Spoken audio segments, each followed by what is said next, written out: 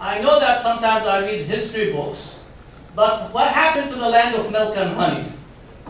What happened with the land that is seen to be a fertile ground? What happened to all the historical narratives of travelers who speak about the lush land, that there isn't a foothold except that it is cultivated? What happened that the Palestinians during the Irish famine sent actually aid to the Irish from Palestine and sent ships from Palestine with produce that is actually given from the Palestinians to the Irish? This is another aspect of trying to hide and obfuscate that the Israeli society developed over the ruins and the properties of the Palestinians. Meaning in the coastal areas where some of the most fertile orange groves, some of the most fertile olive trees, some of the things that dates back possibly to the time of Jesus, that's where the Israeli society developed over. And therefore, the orange groves that are celebrated as Israeli groves, these were Palestinian groves that Jewish settlers came and lived over them, and therefore adds insult to injury. Not only that you evicted us from our own lands and homes, but you claim that those trees belong to you, even knowingly that their owners still hold the keys and planted those trees themselves. The reason we're mentioning this is because you cannot go and say the Palestinians are the problem. Why can't we get along? Why are the Palestinians so disposed to violence? It seems that when we think of the Palestinians, like Palestinians get up in the morning and say, oh, it's a good day to be violent. It is to think that the Palestinians' DNA is made up of violence and M16. It seems that their blood runs not on normative red blood cells and white blood cells, no, TNT blood cells and possibly nuclear blood cells. We treat the Palestinians so much as completely dehumanized because in this way we authorize their dispossession and continued domination and continued ability to rule over them and to live and prosper over their lands and their properties. So that's 1948, 750 Palestinians. And the reason that was done because the Zionist movement at the time did not want to live with the Arab population, not the other way around. It is not the other way around. Here's another aspect, and let me divert a little bit to history. There's often today these claims that try to construct that the Arabs and Muslims are somewhat have anti-Semitism in them. And I say that there are some Arabs and Muslims that have anti-Semitic attitudes. There's no question about it. Racism is a universal endemic. It is not exclusive to one group or the other. And I would say some Jews are as much anti-Semitic toward the Arabs and the Palestinians as much as you find among the Arabs and the Muslims. But I would challenge individuals to look at the totality of Arab and Muslim history. Yes, we have periods where there are tensions between minority and majority. And yes, there is tension that exists relative to religious identity. But had the Muslims and the Arabs had anything resembling European anti-Semitism, I would bet all my money, or whatever is left of it after the debacle on Wall Street, I would bet that you would not have found a single Jewish person living in the Arab world. Nor you would have found a single Christian living in the Arab world.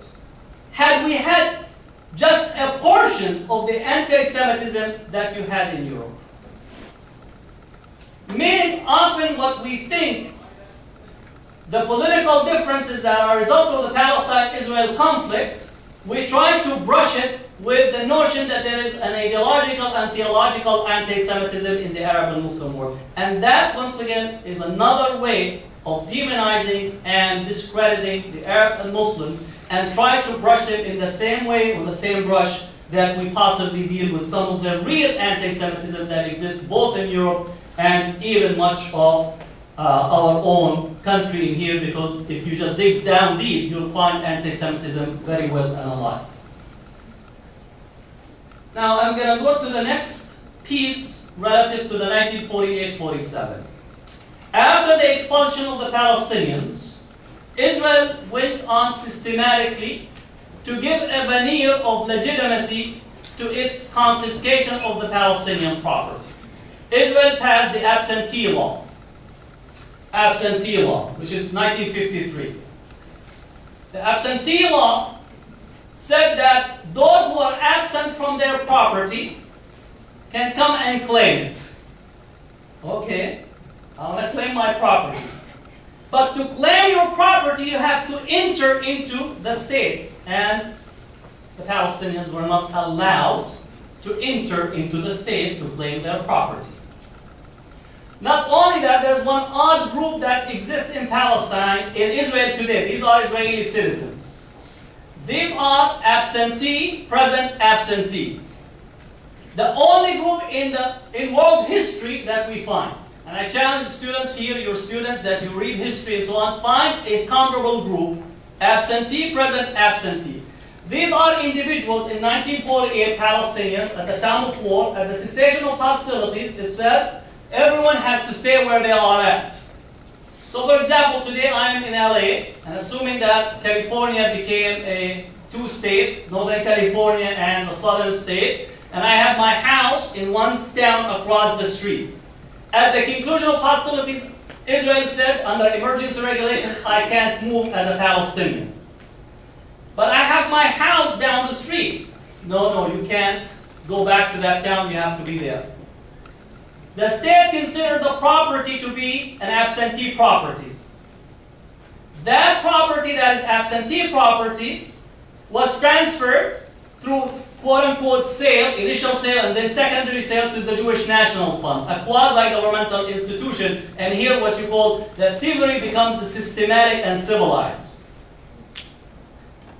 I deem to be absent from my property, but I am present in the state. So they gave me citizenship, but I am absent from my property, so I am deemed to be absentee. So my property is taken, and a Jewish immigrant was given that property to live in. And that's right now you have close to 200,000 Palestinians in Israel who are citizens who have claims to their property, but the state does not give the recognition to them, and they're still living in there.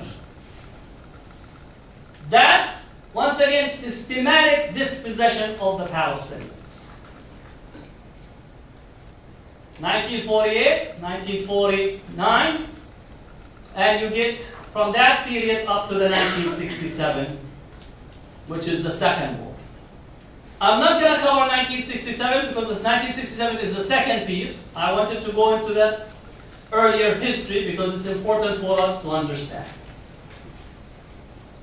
Third piece of the argument, that Israel was facing 5 Arab armies in 1948 and it was fighting for its survival. And if Israel did not do what it did, the Jews will be thrown to the sea. Up to May 15, 1948, there was no Arab army that entered Israel. If we define Israel as the territory that was identified to them by the United Nations under Resolution 181. And the 5 combined Arab armies did not muster the same force nor the same ability as the Jewish settlers who were in Palestine and then became the Israeli Defense Force in May 15, 1948. Furthermore, the joint Arab armies were headed by a British. Now, the Arabs needed to trust the British to lead them to victory. They would have a better chance if they bet in Las Vegas at the time.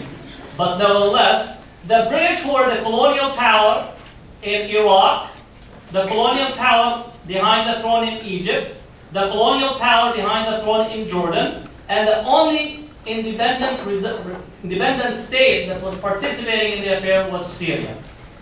So even when you say 5 Arab armies, and I think there is also a subtext in here to create the threat of the Arabs, the barbarians at the gates of civilization, that also goes into a whole logic of how not only the Arab world, but the third world often is demonized of barbarians at the gates of civilization. In general, the stronger, disciplined, mechanized army won, and that army was the Israeli Defense Force that had the training, the equipment, and the facilitation